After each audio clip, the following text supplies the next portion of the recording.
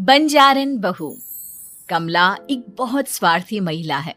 उसने पैसों के लिए एक ऐसे इंसान से शादी की जो पहले से शादीशुदा और एक बच्चे का पिता भी था।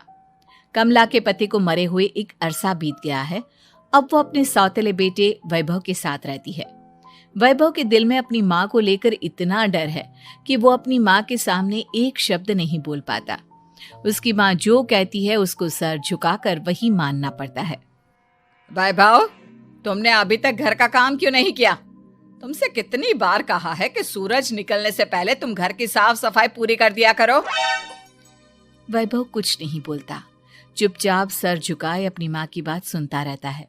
तभी पास में खड़ा नौकर सुखराम कहता है, मालकिन, वैभव बाबा को रात से तेज बुखार है, इसलिए वो सुबह जल्दी उठ नहीं पाए। उनके बदले मैं घर की साफ सफाई कर देता हूँ। इसे कोई बुखार नहीं है। मैं इसे अच्छी तरह से जानती हूँ। ये सब काम न करने के बहाने हैं। सुखराम काका, बोल दो इसे, सारे घर का काम यही करेगा। और इससे समय पर अपना काम पूरा नहीं किया तो इससे आज का खाना भी नहीं मिलेगा। मगर मालकिन, वैभव बाबा की सच में ही तबीयत खराब है, आप एक बार देख तो लीजिए। कमला बिना कुछ बोले वहां से चली गई और बेचारा वैभव तेज बुखार में भी काम करता रहा। कमला वैभव की शादी एक ऐसी लड़की से कराना चाहती थी जो अनपढ़ हो और कमला से इसी तरह डरे जिस तरह वैभव डरता है, ताकि वैभव की सारी जायदाद और धन दौलत उसकी मुट्ठी में रहे। लेकिन आज के जमाने में ऐसी लड़की मिलना मुश्किल है। कमला कार में यही सब कुछ सोचती जा रही थी कि तभी रास्ते में, अरे ड्राइवर, तुमने कार क्यों रोक दी? और ये इतना शोर कैसा? मैडम, आगे कुछ बंजारों का खेल चल रहा है, इसलिए भीड़ लगी है। मैं अभी भीड़ को साइड में करवाकर कार निकालता हूँ। ड्राइवर भीड़ को साइड करके कार निकालने की कोशिश करने लगा कि तभी कमला की नजर रस्सी पर चल रही एक फुलवा नाम की बंजारन पर पड़ी। क्यों ना मैं इस बंजारन की शादी वैभव से करा दूं? ये तो अनपढ़ लग रही है, मेरे पैरों तले दबकर भी रहेगी। मुझे अभी इसके माँ बाप से बात करनी होगी। ये सोचकर कमला ने उन बंजारों से बात की और उन्हें शाम को अपने घर बुलाया। फुलवा के माता पिता वहां उसे लेकर आ गए। उन्होंने इतना आलीशान घर पहले कभी नहीं देखा था। अच्छा हुआ आप लोग आ गए। देखिए, मुझे घुमा फिरा कर बात करने की आदत नहीं है, इसलिए सीधे सीधे मुद्दे पर आती हूँ। मुझे आपकी बेटी बहुत पसंद है। मैं अपने इकलौते बेटे की शादी आपकी बेटी फुलवा से कराना चाहती हूँ। इसके बदले में आप जो चाहो वो ले सकती हैं। तभी फुलवा की माँ कहती है, ये क्या कह रही है मैम साहब? कहीं आप हमारी गरीबी का मजाक तो नहीं उड़ा रही ना? आप मेरे बेटे से मिल लो।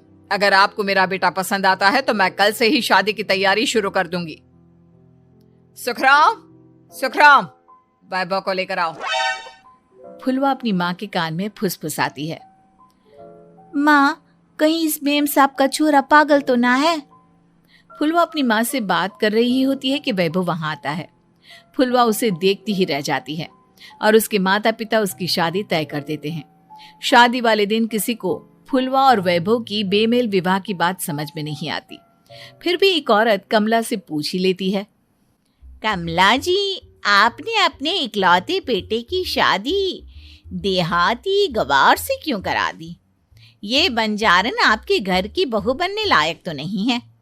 कम से कम अपने स्टेटस का ही ख्याल कर लिया होता। बहू तो अपने टक्कर की लाती, आपने तो बंजारन को ही बहू बना लिया। अब कमला को समझ में नहीं आ रहा था कि इस बात का क्या जवाब दे।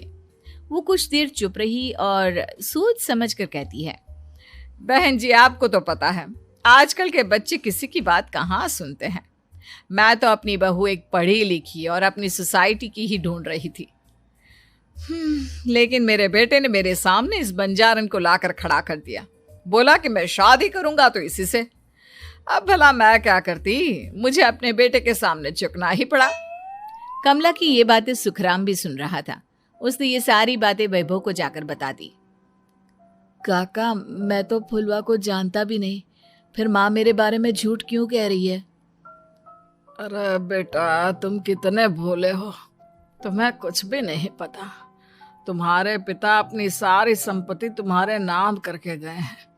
तुम्हारी माँ नहीं चाहती कि यह संपत्ति तुम्हें मिले, इसलिए उन्होंने तुम्हारी अनपढ़ लड़की से शादी करवाई ताकि तुम्हारी तरह वो भी अपने हक के लिए आवाज ना उठा सके। सुखराम काका, मैं क्या करूं, आप ही बताओ। माँ के सामने आते ही मेरे हाथ पैर कांपने लगते हैं। मैं माँ को कुछ भी नहीं कह पाता। वे दोनों बात कर ही रहे थे कि अचानक कमला वहां आ गई। कमला को देखकर दोनों घबरा गए। तुम दोनों फिर कभी बातें कर लेना, अभी फेरों का समय हो गया है, चलो जल्दी आओ। इस तरह फुलवा और वैभव की शादी हो गई। अगले दिन कमला ने फुलवा को बुलाया और उसे नसीहत देने लगी। देख बंजारन, तुझे मैंने अपनी बहू बना तो लिया है, लेकिन तुझे इस घर में आंख कान मुंह बंद करके रहना होगा। घर का काम कर और अपने पति से मतलब रख, समझी?